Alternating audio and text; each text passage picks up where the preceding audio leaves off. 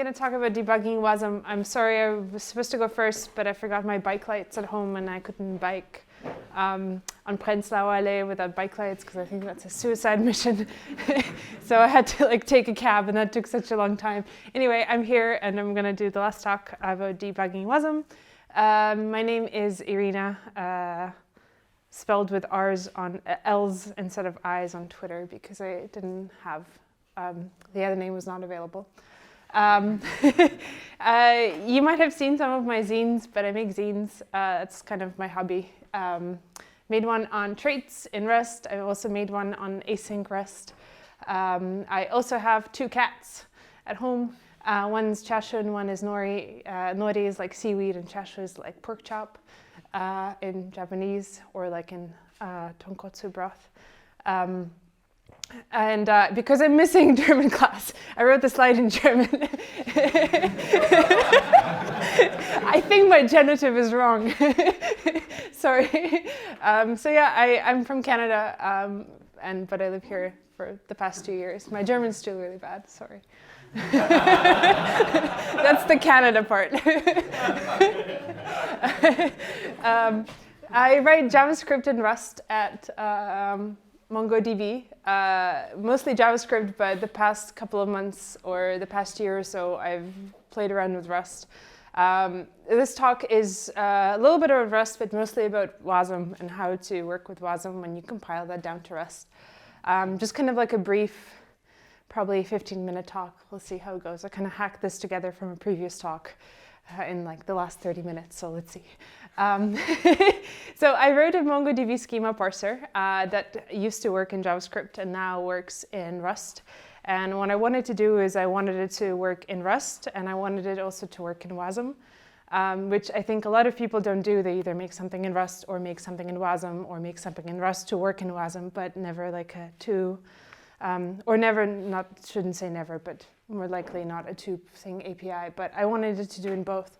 And so it's available. The Rust version is not on crates.io because I have an issue with decimal 128 in a BSON crate, but I can compile it down to WASM and use it on the JavaScript side of things. So there's the Rust version you can find on GitHub, but the WASM version or the JavaScript version you can npm install, which is nice. So I'm going to talk about the WASM side of things. But before I do that, the entire parser just takes in a bunch of documents and outputs a bunch of information about the documents you have in a particular collection in MongoDB. So this one was looking at some of the bars in Berlin, and then it compiled all that information together. And that's what the entire parser does, just kind of like a parser, but on documents in MongoDB. So you got things that count of how many fields there are given like X number of documents. And you can get like the different field types all together. So it groups everything by string or by doubles or by decimal 128s and things like that. So lots of aggregate information, basically. And what happens with the entire kind of situation is that there's a bunch of moving parts. And I'm just going to talk about the WASM part. But I think it's important to kind of know how the whole thing works together. So we have a database that talks to that little sack, which is a collection sample. That samples all the documents coming from a database. And then it passes it to my browser or my Electron app in this case, which is Compass. And Compass does the talking to the WASM side of things, and WASM does the talking to Rust, and that goes all the way back if we wanted it to go all the way back. But today is kind of like the WASM portion of things. So I wanted to make sure that it works in WASM, but how does it work in WASM and how to get the WASM side of things to work? Kind of at a Rust meetup, I kind of know that you're all Rust developers and you can figure out how to work a parser in Rust, but putting it down to WASM kind of gets really interesting. And I think debugging side of things also gets really interesting. So getting it to compile from Rust to WASM is actually rather easy. You just install WASM bindgen as one of your dependencies. This is an outdated version. There's a newer version out. But that kind of does all the compilation for you, so you don't have to do a lot of that. What it does is it generates 2 files. One is a JavaScript file that points out to all the WASM things, comes up with all the pointers and stuff like that. And then you can use that JavaScript in your JavaScript application. So all of that is generated for you. And what you do is you annotate a bunch of your code. So this is one of the points of my API. It's just a schema parser new, and all I do is annotate it with WASM and bindgen. I can also do like things that are more familiar in JavaScript land, which is give it a JavaScript name and make it a constructor, so I can go schema parser new schema parser, things like that. And I can also give like names that are more familiar in JavaScript, write JSON with J capitalized, since we don't do underscores usually in JavaScript. So all of that kind of comes with the API. Coincidentally, this is also my entire package's API. And what the package does is that it is meant to receive a bunch of documents that have come all the way down the chain from the MongoDB driver, and it's meant to return all that information together. So the API, all it does is you instantiate it with new, and then you write JSON to it from this JavaScript side of things. And then when you're done streaming all those documents, you just go into JSON and it puts it all together for you. Cool. So when you work with WASM bindgen, you start off with just being able to work with 3 different values.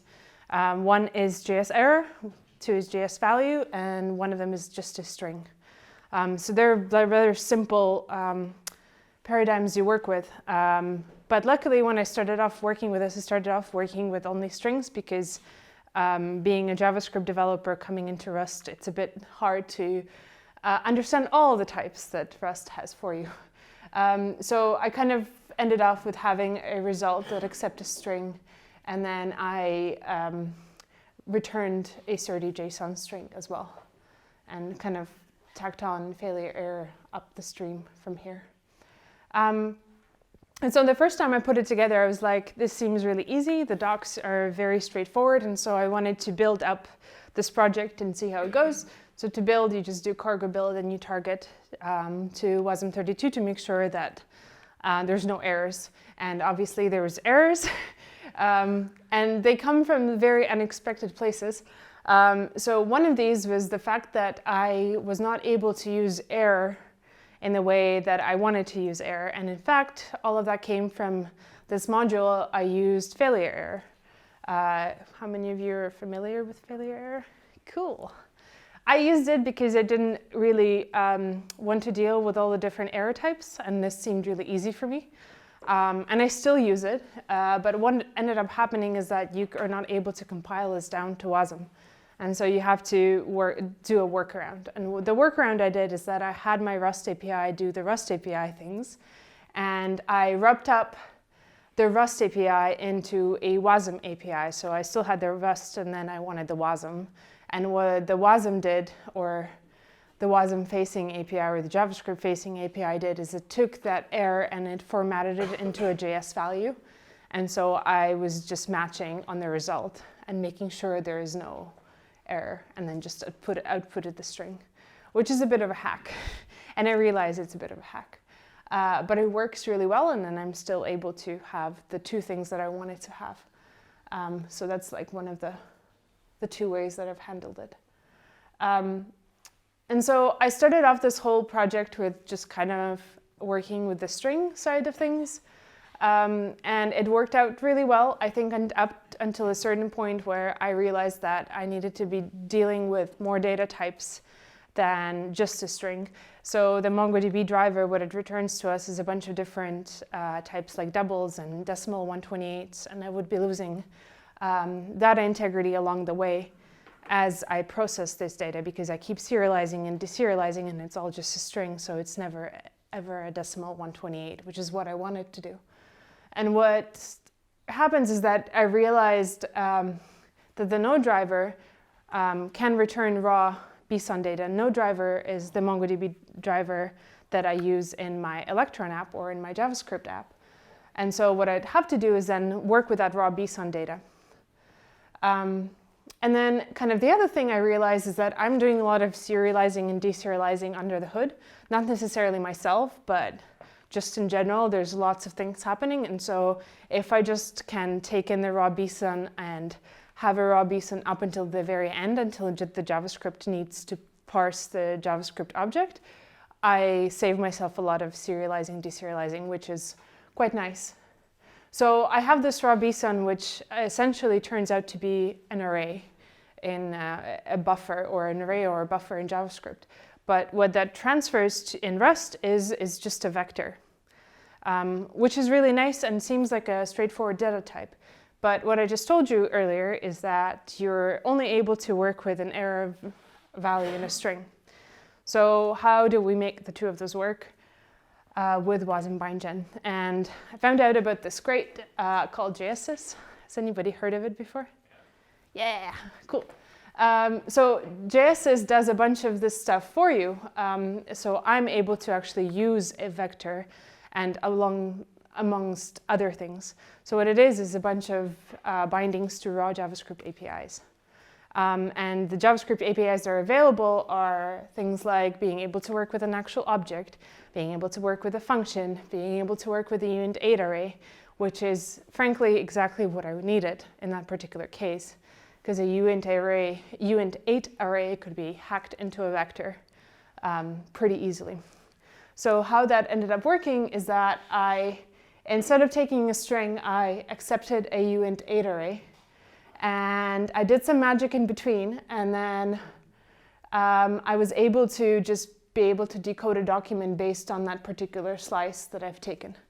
The magic in between is actually kind of interesting, and this is exactly what you'd have to be doing if you're accepting any kind of array-like thing in JavaScript in Rust land. So you would have to create a vector based on the size of uint8 you're taking, and then you copy that uint8 array into that vector you just created, and then you do some slice magic, basically, is the way I would describe it. And that kind of happens with all the other kind of array-like structures, which is kind of neat, but what it resulted in is a much faster API, but also in an API that allows me to keep all the data integrity intact, which is good. Given that now I am able to have access to all these JavaScript APIs, I can also now work with better errors. So instead of having like a stringified error that I ended up with, I can actually use it properly formatted JavaScript errors, which is like, for example, type error or eval error or range error and things like that. So I can format it as I go at the end of the whole API being worked on. But the more interesting side of things, if you worked with WASM before, is being able to debug it when you get to JavaScript stuff. And so I guess this is like, speaking of errors, there's a bunch of different things that will come through as you develop your WASM projects. And a lot of them is just runtime exceptions and unexpected errors. And so a runtime error, if you get it, is looking like this. If I just log it out in JavaScript, it comes up as an unreachable runtime error. And it shows you kind of the pointers with the WASM functions that come through. And you can kind of go through various things that come through. So this one was happening in my API called write_raw. And then I can click through it and see where it points me to, but it kind of points me to this more or less undebuggable code. And so it's not particularly useful in that sense, but at least it points you to the fact that it's one of your API points that is causing this particular error. Number two error that comes through is the one you would, is an exception you would throw. This one's a little bit more, I guess, readable in the sense that you do have a WASM bindgen throwing, and you do have a particular method that's getting thrown. So in this particular case, it was a toObject method that was getting thrown. And it would come from something like this, not particular type error, but a JSys error I created to get this error to be thrown. And then you can also click through a little bit. So some of the stuff is not very readable, so I should click on the particular JavaScript pointer. And then if I go to the WASM unnamed portion of things, I get to this, which is not as readable as that JavaScript error you get through. And toObject is that particular method that's throwing this error. So this is what an exception looks like. There's also errors that are just kind of difficult to get through, and I like to call them this is a particular one I've been getting quite often for various different things that has caused me a lot of headaches, but there's a few things that I've figured out how to be able to get through it. So what this reads is that it's an uncaught error and there's recursive use of an object detected, which would lead to unsafe aliasing in Rust.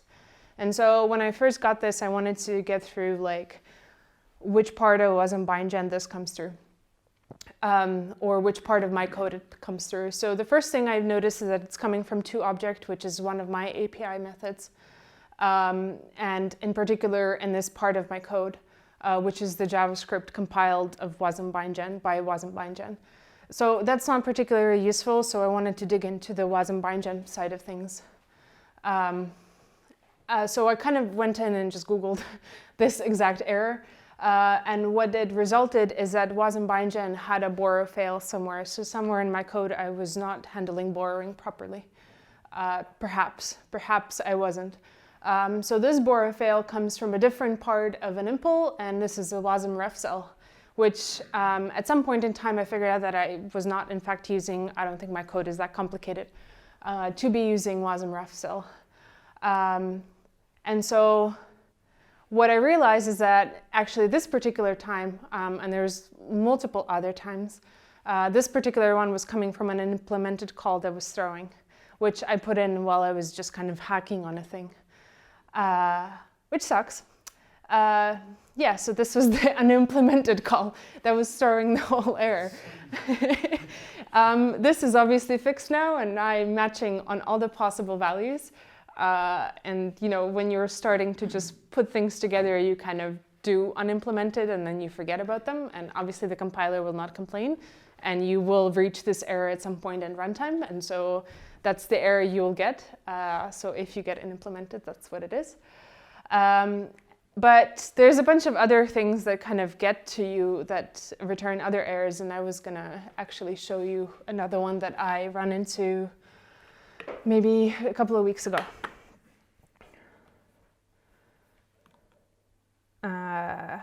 Right. So this is my an instance of this particular plugin that does the schema analysis. And I'll open up the terminal. So it's meant to analyze the whole schema and output this little beautiful graph of the different field types. But instead of what I get is that I get a memory access out of bounds from WASM. And actually, this particular error does not give me any sort of WASM things to debug. It just gives me mostly like JavaScript side of code to debug. But what I can tell is that it's coming somewhere from here, which is exactly where I'm throwing it, which is here. But basically what is happening is that my write raw API is throwing somewhere. This particular error was really fun to debug, and what happened is that in my code at some point in time, I was kind of doing a little bit of a for val in array, and what I wanted to do is that I wanted to be able to create a particular value, and I was using this value. And what I realized is that because I'm doing a for val, what I should be using is better names, first of all. But second of all, I should actually be using the value that I'm for in each. So that memory out of bounds came from a few instances of that and caused a little bit of a headache and a little bit of commenting out a bunch of code and running it and compiling it again. So I'm going to compile it and show you what the actual code looks like.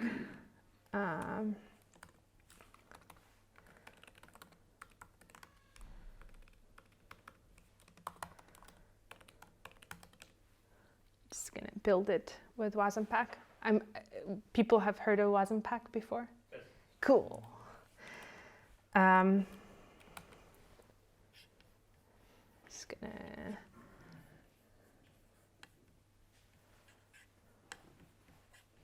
Isn't a lot of these weird messages and dealing with this kind of solved by dealing with tests on the Rust side as much as possible? To an extent, yeah, but a lot of it is runtime as well. Or that did not compile, did it?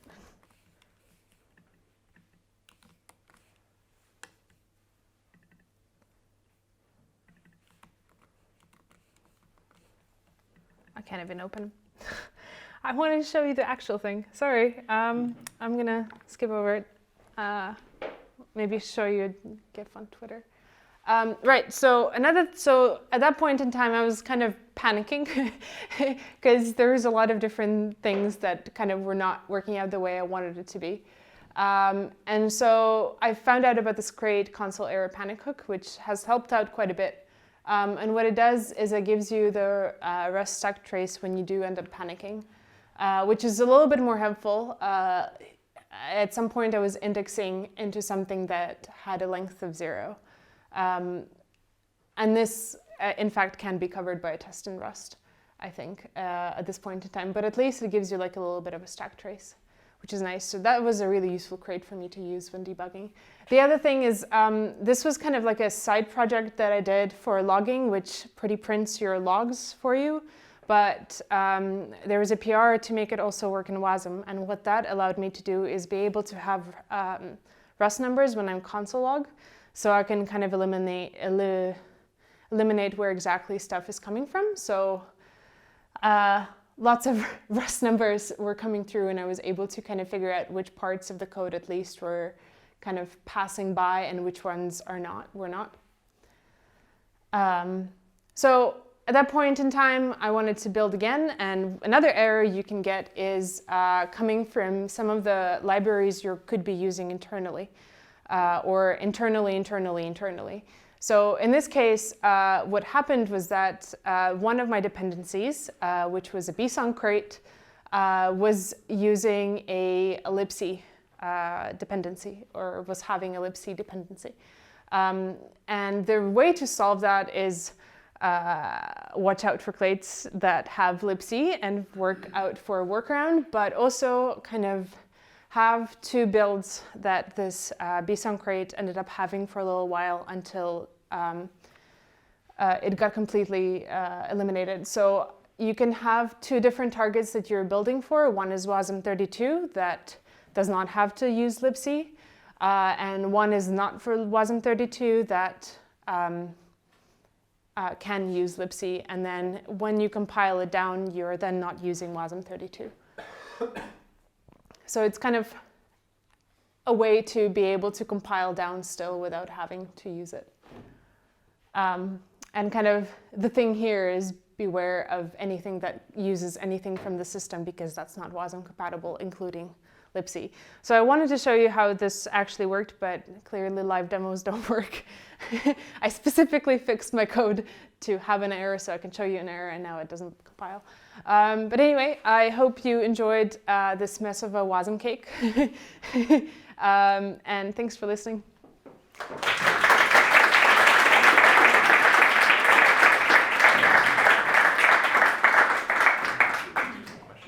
Yeah, we can do questions. Any questions? Yeah. Do you have some experience running unit tests in WASM, like in Chrome or something? No, I haven't tried that. The way I wanted to do it was to have both WASM tests and Rust tests in my crate, but that is not possible if you have both Rust and WASM compilation. You can only do WASM. I don't exactly remember what it is, but when I was trying to run it, you can do both at the same time. Does WASM have anything like debug info for native crates that allows you to kind of see either that full stack trace or like the context of the Rust code before it was compiled? Or yeah, so if you have a like a libc crate, you will not be able to even compile it down. So that's kind of when you build to WASM, you'll get that error before you get to runtime. I meant for the not the compilers with libc, but when you have like runtime errors like that, because I know you just had the WASM errors and things like that, and the JavaScript errors Yeah. and things like that, but no context kind of back to your Rust code where there's no like debug info for WASM or anything like that? No, so console error panic hook is the one that gives you a little bit of a stack trace from Rust, but not necessarily always. So with the index out of bounds, it was not able to give me a stack trace, but sometimes it'll give you back the Rust error. So at least that will point you out to where you actually have to go. But that's only for panics.